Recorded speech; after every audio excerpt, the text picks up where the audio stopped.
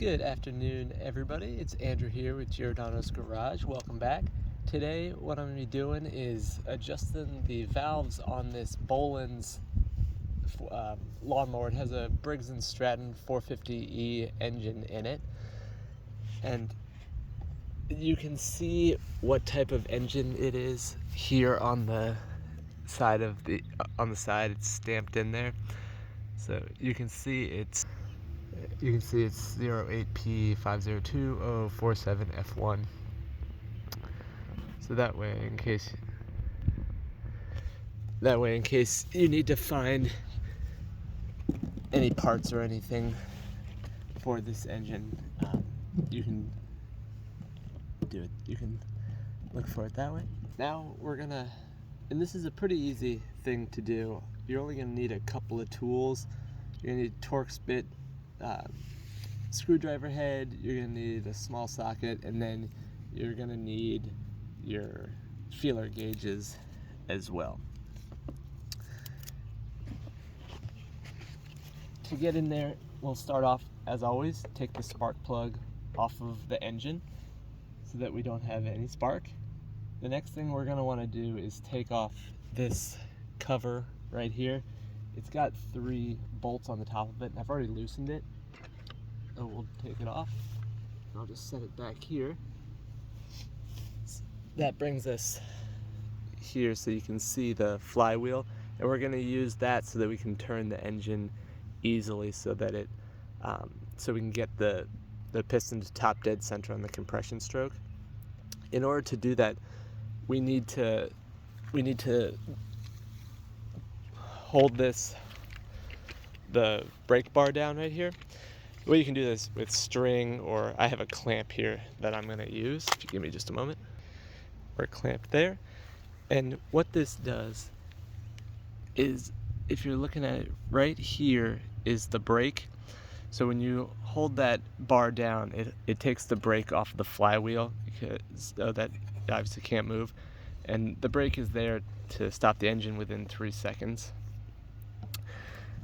So this is your flywheel here, which is connected to the crankshaft, which is what is connected to the piston. You have your ignition module right here. You have your carburetor over here. And then you have your overhead valves in here under this cover. There's 2 things you want to do. We want to take out the spark plug entirely. You're going to want to put a towel or a rag underneath it. If this is your first time opening it, there's probably going to be a little bit of leftover oil in there from the engine running. I've already loosened these, as you can see. And then it's got its gasket as well. We'll take that off. Oh, I'm losing a screw. Don't do that.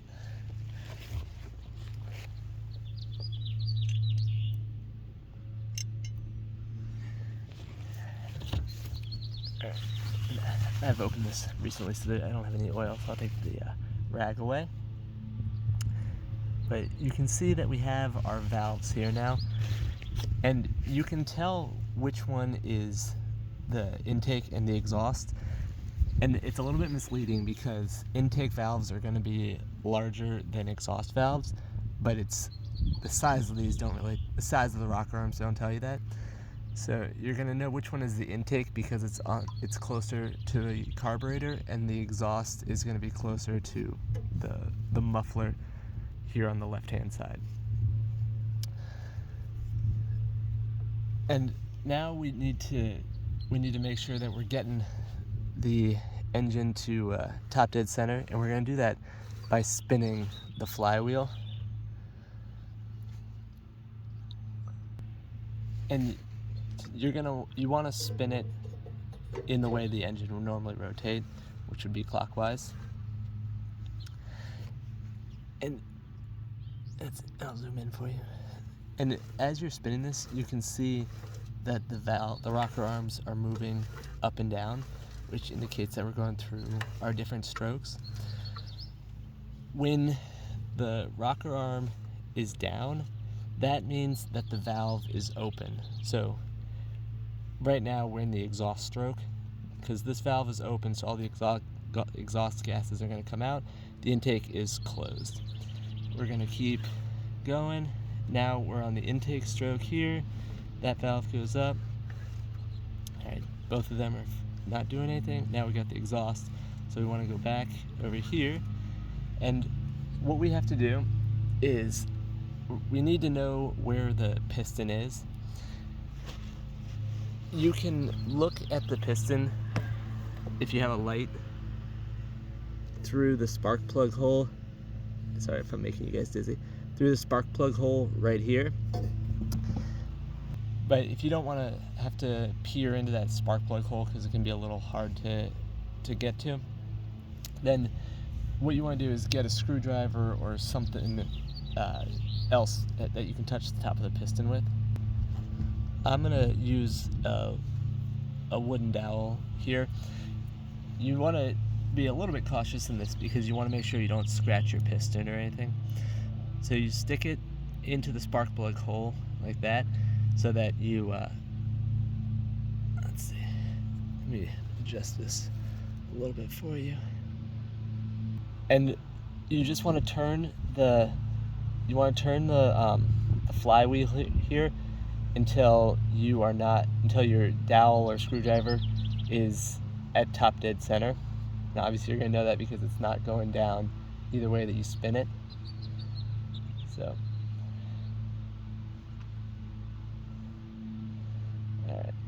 Once you're at top dead center over here, then you're going to get your feeler gauge out.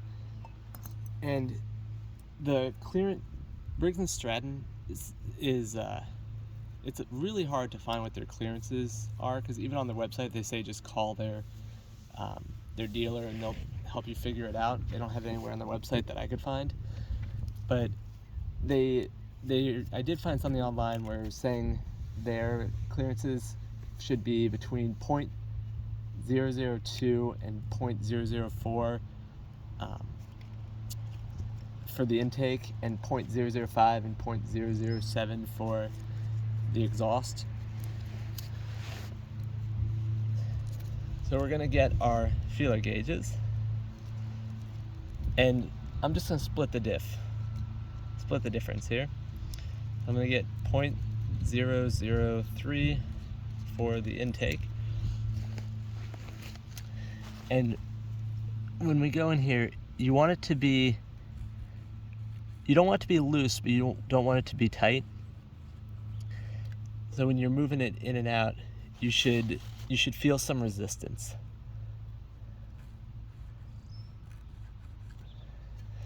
That's intake, and then I'm gonna look at the exhausts. Yeah, all right.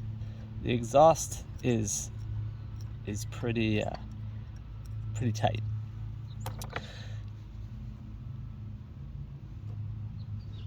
So when you're looking at this, what you have is you have the locking nut on the inside, and then the outside here is the adjustment. So you have to undo your lock right there, and then you can spin your adjustment screw like that, and I'm just going to show you. I'm turning it to the left, and it's becoming much looser. And then if you turn it, don't want to lose your, if you turn it to the right, then it comes so tight you can't even stick that in. So let's see if I can get this. Alright, so that's good.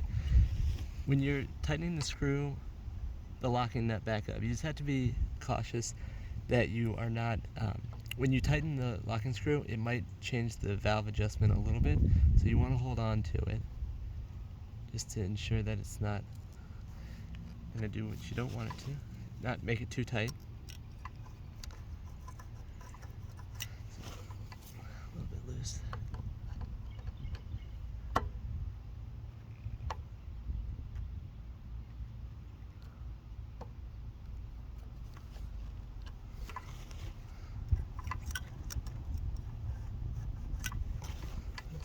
Edge 2.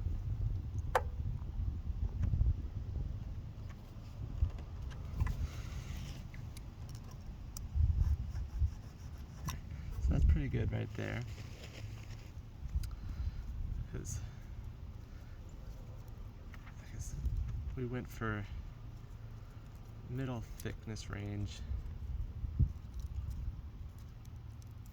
So if I went for 0.5 right there, that's pretty good.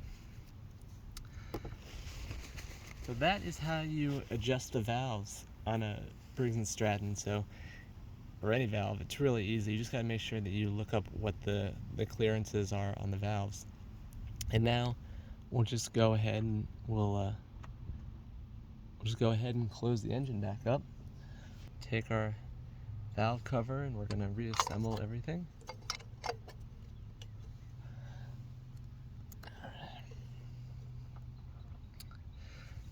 But yeah, tell me if this was a helpful video for you guys, or you know, what are your favorite lawnmowers to use? I have my usual lawnmower I have is it's a Honda engine on a Toro mower. But I just was walking around my neighborhood the other day and somebody was giving away a Troy built riding mower, so needs a little bit of work, so I'm gonna have a few videos on that. But yeah, if you guys found this helpful at all, please leave any comments you have for me or suggestions on what you'd like me to show you, and of course please subscribe to the video. Thanks, and I will see you guys next time. Bye.